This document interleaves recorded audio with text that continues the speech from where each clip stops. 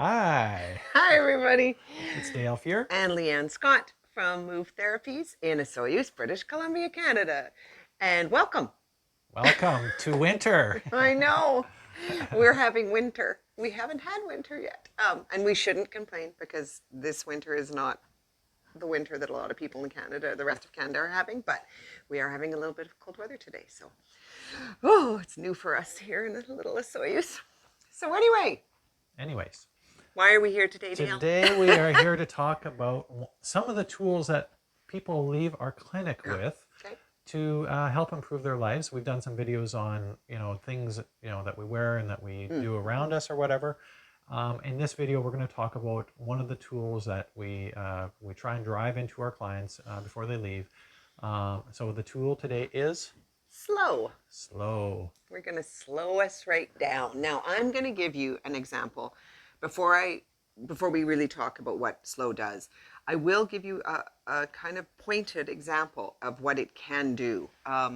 For the ones of you that don't know, I won't get into it, but I did have a very serious pelvis injury in my late teens. Was in the hospital for just under a year in a wheelchair. So you get the drift of the level of that. So every once in a while, when I move too fast, I get a little, it's like a poker, a little bit of pain. Not fun. No, when I say poker, I was going to say burning poker, so that you can imagine, it's not great. And sometimes even a little tingling, and sometimes even a little burning. So I'm going to give an example of what I have done in terms of using the tool of slow to try to get rid of that. Now, I will state for the people that live here in Osoyoos, I'm going to actually state locations, but for the rest of you, I'll give you the amount of the distance in between those locations. So when I leave our clinic here at Move Therapies and I'm maybe rushing home to relieve childcare and I'm walking, I will hit, for those of you that live here and know where our clinic is, right off Main Street, I will hit Boston Pizza, which is approximately Yeah, 50 meters. Yeah. It's not. It's very close. Very close. And boom, the poker happens. And then I stop myself and I say, slow down, because I'm kind of rushing, right? I want to get there and I want to get there in time. And I slow my walk down. I slow the size of my steps. I just slow down. And by the time I hit Levia Spa, which is probably about another 50 meters, gone. And I mean, from shooting poker pain to nothing. And then I walk the rest of the way, which is about a kilometer and a half, and no pain. So that's a very lovely tool to have because it's easy. You just literally slow down and pain can go away. And I know if you would have said this to me back when my injury was first happened and nothing seemed to take the pain away, I would have been like, that's insanity. But I'm here to tell you that slowing down, really slowing, there's a number of reasons why it also works, and Dale's going to get into that. But in this particular reason, it's like I took a shot of something and it just disappeared. And so it's a very handy tool. So try it. If you're walking, you're climbing, you're getting up out of a chair, you're rolling over in bed, whatever it is, stop the momentum, stop the fast, and just go very, very, very slowly. Maybe you might have to go a little slower than I do to begin with. Go very slowly and maybe up it a bit and just see, did that help take the pain away? And let us know in the comments below because it Please would be let us cool know. to see. Yeah. What And else does slow do, Dale? so I had a client today and was chatting with her, and she was getting up out of her chair, and I gave her one easy tidbit to help you get yourselves out of a chair easier. A lot of people, they actually are back in the chair, so like the back of their legs are touching the chair, Fully touching back the of chair, their legs, and they're trying to get up from that position. We recommend that people sort of scooch forward with their bum so that their bum is closer to the edge of the chair, and then get up from there. Now, It's just a little tiny tidbit, but it does make things quite a bit easier than yeah, getting up. Your weight and space is behind you. and you can try it. If you try getting up when you're really far in the chair, and then if you scooch forward a little bit towards the edge of the chair, does that help you get up out of the chair? So that's like a free tidbit. And then the with the slow, Mm-hmm. we've had clients where they go to get up and they're using the handles of the chair, which is fine, Mm-hmm. and they're getting up really quickly, and then I could see that they're using their arms quite a bit to get themselves up out of the chair. And a lot of just effort A in lot of general. effort, yeah. And it's sort of, it's, you don't really notice it, how much effort is actually being used when you're doing it quickly, Mm-hmm. because you think you're using the momentum of your body, and it's pushing, you're getting up out of the chair, but the amount of strength that's required in the person's shoulders in order to do that is actually quite high. And if you don't have that kind of strength in your shoulders, then you're kind of like, oh, well, I guess I can't get out of a chair. That's right. No. And so one way to that I've highlighted to one of it was one of our guy clients.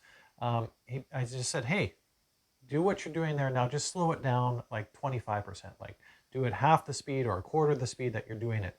And now see if you can do it the same way, like using the handles and going straight up in the out of the chair. Can you do it that way? Just keep everything the same, just slow it down. And then it becomes very evident how much effort is Right. required to do it that Right. way. And one of the big things that we talk about if you come to us is, when you get out of a chair, can you use the weight of your body to help you get out of the chair?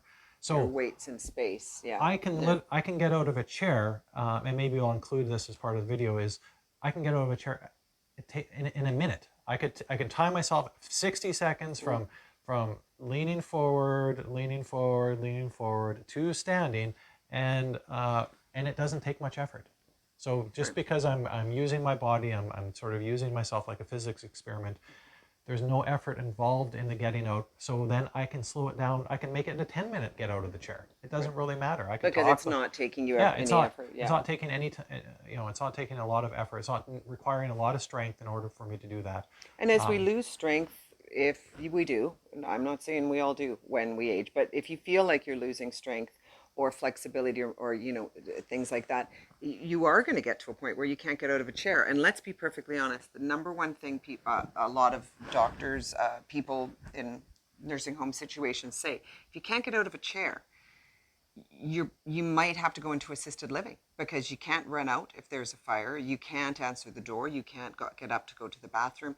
Really, it's an important skill to have. Skill to have. Getting out of a chair. And so when we teach it versus using slow. So people slow right down and really notice how much effort they're actually using, and see if we can teach a new pattern of movement versus the old pattern of movement of just whoa as fast as they can and using their effort. We try to relearn or bring back and learn a new pattern of movement, a different way that'll get you up absolutely effortlessly. When you put your weights in space in the exact right point, the head will lift the tush, which lifts the spine, and you literally can get off the chair with virtually zero effort. And that's a huge win. But it's hard to notice until you really slow it down. Yeah. And really, when we work with someone and using slow, the whole end game of doing that is we're trying to reduce the amount of effort they're using to do whatever they're doing. Yeah. So getting out of a chair, for example, because if you get out of your chair 50 times in a day and you can improve that by like 2 to 3%, that just saves you energy that you can use for other things. And the same as rolling over in bed, and the same as washing dishes, and the same as getting down on the floor to play with your children. It's about efficiency and skill versus strength and effort. And slow is a very big tool to see what you're doing. Yeah. So you can use it as a pain reduction tool, as I did in my story, and you can use it as a learning tool. So slow down and let us know what transpires. And by slow, let's just preface, we mean as slow as you want. Like so slow, I could lift my arm up that quickly, or I could actually lift it up that quickly. Just try it. See what happens. See what you notice. Oh, it hurts right through there. I didn't even know it hurt right through there. Or it doesn't hurt, or it floats. Just learn from it. It's a tool of learning. Yes. And I think that's it. That is. Okay, so it's Leanne Scott. Dale Fear. From Move Therapies in Osoyoos, British Columbia, Canada. And it's going to be warm next week. That's all we're thinking. Okay, see you later, guys. Bye. Bye-bye.